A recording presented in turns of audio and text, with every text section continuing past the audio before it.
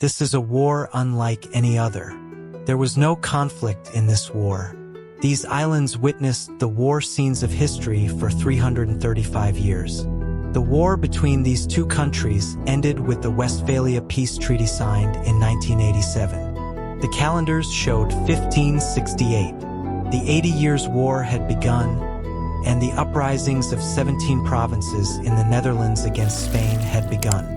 When the date showed 1648, the Netherlands declared war on the Scilly Islands. The 80 Years' War, which started in 1568 and ended in 1648, ended with the Treaty of Westphalia. But the situation between the two states was really bad. Due to diplomatic tensions between them, the Dutch Republic declared war on the Isles of Scilly in 1651. Thus began the war that would last 335 years. However, there was no conflict in this war. It is the first war in history fought without conflict. The main reason for this war is to keep the island's trade routes and resources.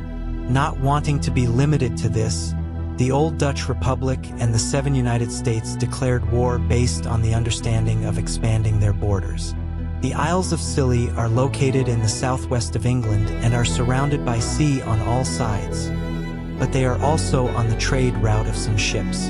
The name of the war is called the 335 Years' War because these islands were located on an important commercial port and witnessed a war that would last 335 years between the old Dutch Republic and the 7 United States. The reason for this is the world's longest war. It is not known how many people died or how much economic damage the states suffered in this long-lasting war between the Netherlands and the Isles of Scilly.